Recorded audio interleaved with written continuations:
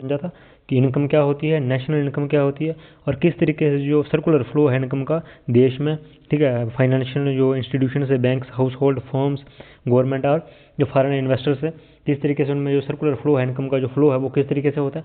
आज हम समझेंगे कुछ सेक्टर्स के बारे में जहाँ से इनकम जनरेट होती है। तो हम स्टार्ट करते हैं आज हमारा, ठीक है। इनकम कहाँ से आती है, कुछ सेक्टर से आती है। सो उन सेक्टर्स को किसके बेसिस पर हम डिवाइड करते हैं, उनको डिवाइड करते हैं हम अकॉर्डिंग टू नेचर, ठीक है, अकॉर्डिंग टू नेचर के बेसिस पर, टर्म्स और कुछ कंडीशंस के बेसिस पर, और उनको कौन कौन गवर्न करेगा, कौन कौन उनको ओन करेगा, उसके बेसिस पर हम डिवाइड करते हैं सेक्टर्स को, ठीक है। सबसे पहले हम देखते हैं अकॉर्डिंग टू नेचर। जब हम नेचर की बात करते हैं कि नेचर के बेसिस पर जो हम सेक्टर्स को डिवाइड करते हैं, तो हमारे पास 3 सेक्टर आते हैं जिसको हम कहते हैं प्राइमरी सेक्टर, सेकेंडरी सेक्टर और थर्ड आता है tertiary sector. So according to nature के बेसिस पर जब हम सेक्टर को डिवाइड करते हैं हमारे पास 3 सेक्टर आते हैं, ठीक है। उसके बाद हम देखते हैं टर्म्स और कंडीशन कि किस तरीके की उनकी टर्म्स है, क्या क्या उनके लिए कंडीशंस हैं। जब उसके बाद बेसिस पर हम बात करते हैं तब हम कहते हैं कि सेक्टर जो है वो 2 टाइप्स के हैं, ऑर्गेनाइज्ड सेक्टर और अनऑर्गेनाइज्ड सेक्टर।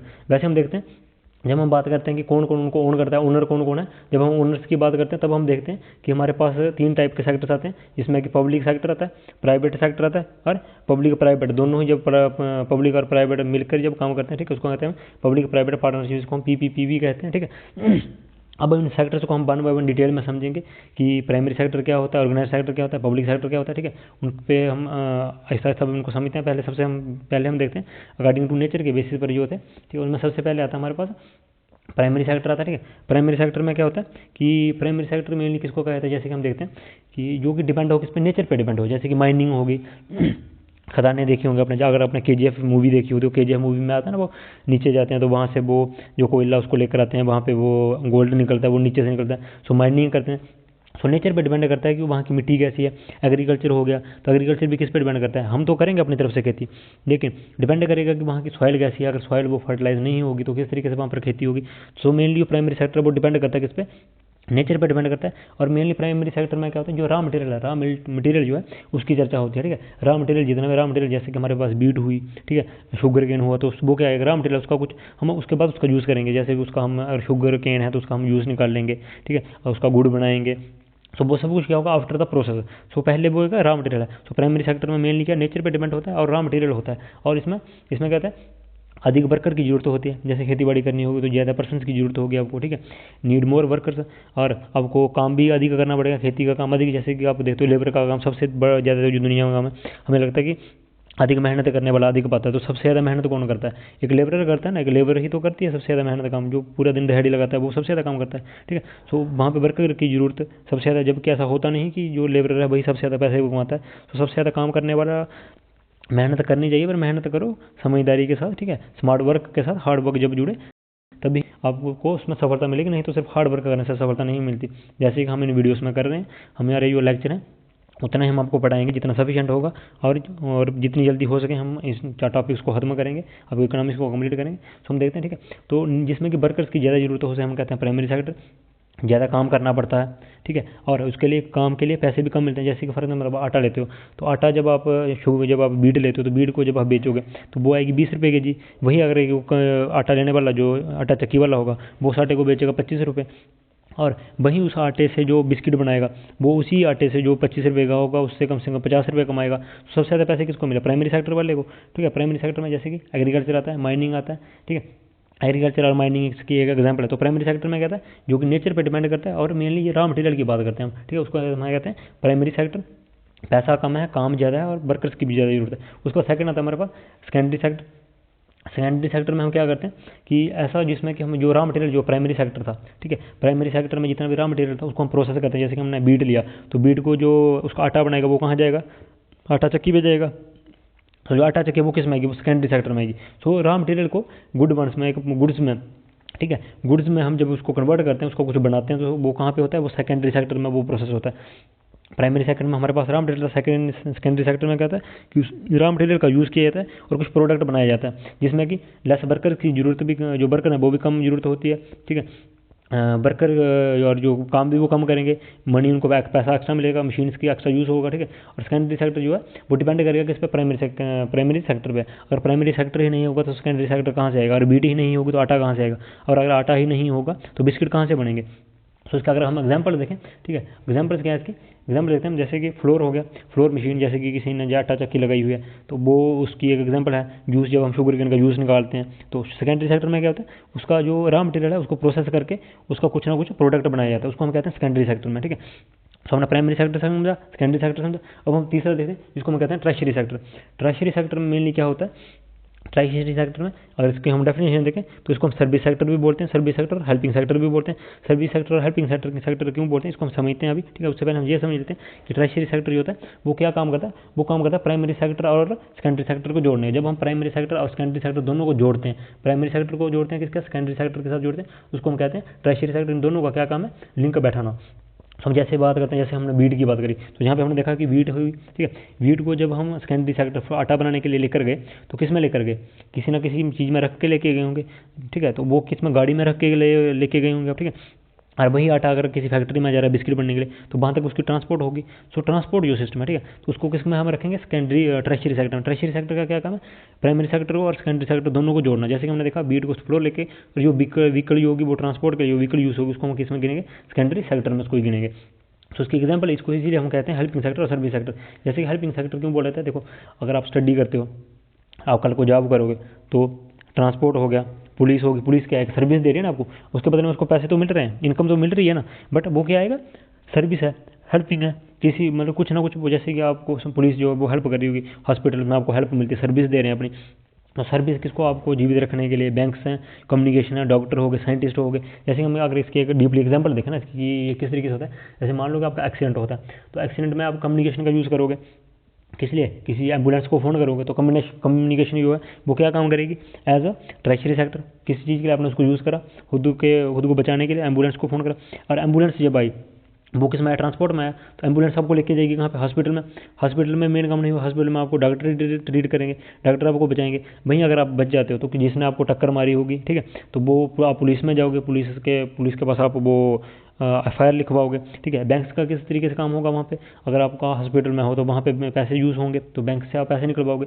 सो treasury sector as helping sector या फिर सर्विस सेक्टर भी बोलते हैं, जो कि इंटरमीडिएट, ठीक है, मध्यस्थता का काम करता है किसमें, प्राइमरी सेक्टर में और सेकेंडरी सेक्टर में। तो हमने समझा, क्या समझा हमने, प्राइमरी सेक्टर को समझा जिसमें रॉ मटेरियल होता है, सेकेंडरी सेक्टर में जिसमें प्रोसेसिंग होती है, और ट्रशरी दोनों को जोड़ता है, उसको हम कहते हैं ट्रशरी सेक्टर। और हम थर्ड देखते हैं, हमने वो देखा था किसके बेसिस पर, अकॉर्डिंग टू नेचर। अब हम देखेंगे according to terms and condition के बेसिस, अकॉर्डिंग टू टर्म्स और कंडीशन के बेसिस पर जब हम देखते हैं सेक्टर्स को डिवाइड करते हैं, किस पर टर्म्स, उनकी टर्म्स हैं, जो उनकी कंडीशन है उसके बेसिस पर, तो हमारे पास दो सेक्टर्स आते हैं, जिसको पहला हमारे पास आता है ऑर्गेनाइज्ड सेक्टर, ठीक है, ऑर्गेनाइज सेक्टर और अनऑर्गेनाइज हमने देखा था पहले इसकी, ठीक है। ऑर्गेनाइज सेक्टर में जिसमें कि टाइम फिक्स हो, ठीक है, एक फिक्स टाइम पे आपको, फॉर एग्जाम्पल अगर आप कोई जॉब कर रहे हो तो आपको एक टाइम फिक्स होगा, 9 बजे से लेकर शाम के 8 बजे तक, ठीक है, सुबह के 10 बजे से लेकर शाम के 6 बजे तक। सैलरी फिक्स होगी, हर महीने आपको इतनी सैलरी मिलेगी, आपको 32,000 मिलेगा, आपको 35,000 मिलेगा, आपको 40,000 मिलेगा। हॉलीडेज फिक्स होंगी, एतवार की छुट्टी होगी, जैसे कि संडे की छुट्टी है आपको, या फिर कोई और फेस्टिवल हो तो उसकी छुट्टी है। फॉर एग्जाम्पल टीचरों, आर्मी और पुलिस, ठीक है, टीचर, आर्मी और पुलिस जैसे नौकरियां हैं, ठीक है, गवर्नमेंट जॉब्स होगी, प्राइवेट जॉब्स होगी, जिसमें कि ऑर्गेनाइज सेक्टर है, पैसे टाइम पे मिलेंगे, ठीक है, सैलरी तो टाइम पे मिलेगी, तो फिक्स्ड आपको टाइम भी उतना ही देना पड़ेगा, और हॉलीडेज भी अपनी मर्जी से आप छुट्टी नहीं मार सकते जब तक आपको छुट्टी नहीं मिलती। सेम ऑर्गेनाइज सेक्टर होता है, ऑर्गेनाइज सेक्टर में क्या होता है, कुछ भी फिक्स नहीं होता, ठीक है, आप हर चीज़ अपनी मनमानी से, अपनी मर्जी से कर सकते हो। जैसे कि एग्रीकल्चर हो गया, शॉप्स हो गया, अगर आपकी अपनी दुकान है तो जब चाहो अपनी मर्जी से खोलोगे एग्रीकल्चर, जब चाहो खेत में जाओगे फसल को उगाओगे, नहीं तो नहीं जाओगे, आपका मन नहीं होगा तो नहीं जाओगे। तो ऑर्गेनाइज सेक्टर जिसमें कि आप अपनी मर्जी से हर चीज़ कर सकते हो, और ऑर्गेनाइज सेक्टर में जिसमें कि आप अपनी मर्जी से कुछ भी नहीं कर सकते, आप डिपेंडेंट हो किसी और पे। उसके बाद हम नेक्स्ट देखते हैं, ठीक है, नेक्स्ट हम देखते हैं कि ये 3 सेक्टर और आते हैं, जिसको हमने देखा था, ठीक है, किसके ओनरशिप के बेसिस पर, ओनर्स के बेसिस पर 3 सेक्टर और आते हैं, जिनको हम कहते हैं पब्लिक सेक्टर, प्राइवेट सेक्टर और पब्लिक प्राइवेट।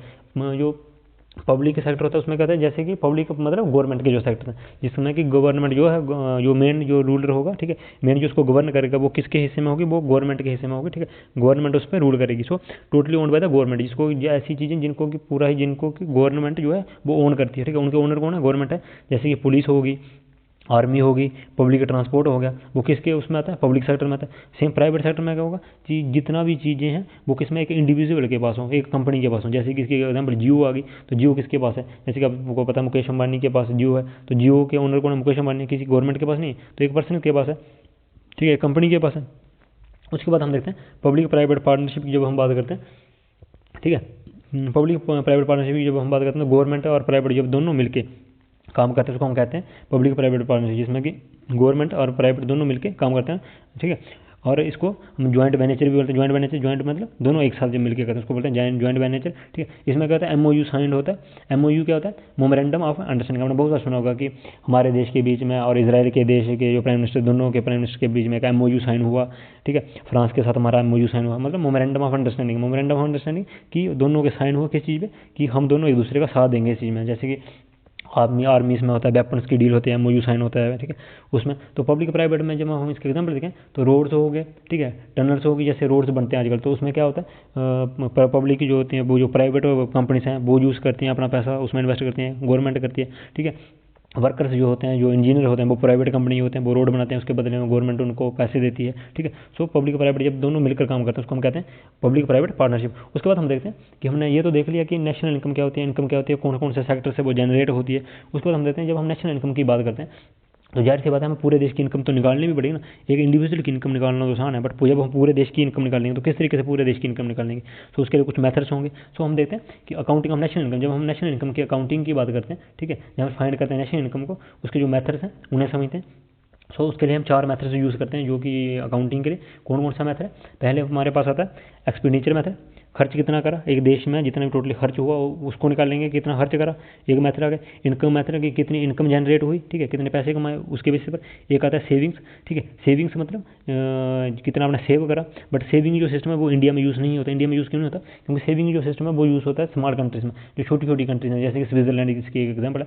तो स्विट्जरलैंड जैसी स्मार्ट कंट्रीज़ में सेविंग का सिस्टम जो है वो यूज़ होता है, इंडिया में सेविंग नहीं होता। इंडिया में सिर्फ 3 ही टाइप की होती है, एक्सपेंडिचर मेथड, इनकम मेथड, और थर्ड जिसको हम बोलते हैं प्रोडक्ट मेथड। प्रोडक्ट मेथड में क्या, कितनी प्रोडक्शन करी हमने, कितनी वैल्यू एडिशन करी, ठीक है, प्रोडक्शन में कितनी वैल्यू एडिशन करी, कितना प्रोडक्शन करा हमने, उसके बेसिस पर हम अकाउंटिंग निकालते हैं। सबसे पहले हम देखते हैं एक्सपेंडिचर मेथड का। एक्सपेंडिचर मेथड को हम देख लेते हैं कि वो किस तरीके से हम उसको निकालते हैं। तो एक्सपेंडिचर मेथड में क्या होता है कि एक्सपेंडिचर में हम देखते हैं जो इनकम है, ठीक है, इनकम जो है किस तरीके से निकालते हैं हम इनकम को, कि कंजम्पशन जो होगी प्लस जो इन्वेस्टमेंट होगी प्लस जो गवर्नमेंट पे टैक्स होगा प्लस एक्सपोर्ट माइनस इंपोर्ट, ठीक है। कंजम्पशन इसके लिए एक फार्मूला आता है CIGN, ठीक है। CIGN मतलब कंजम्पशन, कंजम्पशन मतलब कि आपने कितना कंज्यूम करा। इनकम किसके बेसिस पर निकालेंगे हम, ठीक है, जो इनकम या नेशनल इनकम होगी, नेशनल इनकम कैसे निकालेंगे कि आपने कंज्यूम कितना करा। हमने पहले पढ़ा था, पहली वीडियो में पहले लेक्चर में हमने देखा था कि कंज्यूमर कौन होता है, कंजम्पशन कौन करता है। सो कंज्यूमर जो है वो कंजम्पशन करेगा। सो कंजम्पशन जो होगी कितना आपने कंज्यूम करा, ठीक है। उसके बाद कितनी इन्वेस्टमेंट हुई पूरे देश में, कितनी इन्वेस्टमेंट की गई। उसके बाद गवर्नमेंट ने जो टैक्सेस लगाए, ठीक है, कौन कौन सा टैक्स लगा, कितना टैक्स लगा, कितना एक्सपोर्ट करा। एक्सपोर्ट होता है कि आप कितना जो है आपने इंडिया से बाहर भेजा, और इंपोर्ट होता है कि आप बाहर जो दूसरी कंट्री है वहाँ से इंडिया में इंपोर्ट करवाया, ठीक है, इंडिया में लेकर आए, वहाँ से आपने बाहर से खरीदा और खुद कितना बेचा। सो एक्सपोर्ट कितना करा आपने, नेट एक्सपोर्ट जो टोटल एक्सपोर्ट हुआ, और उसमें से जो टोटल इंपोर्ट करा आपने, टोटल इंपोर्ट करा उसको माइनस कर लोगे जब आप, तब आप एक्सपेंडिचर मेथड से इनकम निकाल पाओगे। और इसको इस मेथड से हम क्या करते हैं, फाइंड करते हैं जो नेशनल इनकम है। CIGN सिस्टम इसको बोलते हैं, ठीक है। इसकी जो वो है CIGN माइनस आई, मतलब जो इंपोर्ट होगा उसको हम माइनस कर लेंगे। सेकंड हमारे पास मेथड है उसको बोलते हैं हम इनकम मेथड। इनकम मेथड में हम क्या करते हैं, इनकम मेथड में हम किस तरीके से जो नेशनल इनकम है उसको निकालते हैं। जैसे कि हम देखते हैं, हमने पढ़ा था कि 4 चीज़ों की जरूरत होती है प्रोडक्शन के लिए, कैपिटल, एंटरप्रेन्योर, लैंड और वर्कर। जब कैपिटल की बात करते हैं तो कैपिटल को उसके बदले में इंटरेस्ट मिलता है, तो वहाँ से उसके लिए इनकम जनरेट होगी। एंटरप्रेन्योर को प्रॉफिट मिलेगा, वहाँ से उसके लिए जनरेट होगी इनकम। लैंड वाले को रेंट मिलेगा, उसके लिए वहाँ से जनरेट होगी। और वर्कर को सैलरी मिलेगी या वेजेस मिलेंगे, उसके बेसिस पर इनकम जनरेट होगी। तो इनकम मेथड में हम देखते हैं कि कैपिटल, एंटरप्रेन्योर, लैंड और वर्कर के बेसिस पर जो इनकम जनरेट होते हैं हम उसको कैलकुलेट करते हैं। देन हम थर्ड देखते हैं, इसको बोलते हैं प्रोडक्शन मेथड, ठीक है, प्रोडक्शन या प्रोडक्ट मेथड या फिर वैल्यू एडेड मेथड, ठीक है। इसको हम समझते हैं कि प्रोडक्शन या प्रोडक्ट मेथड या वैल्यू एडेड मेथड क्या होता है।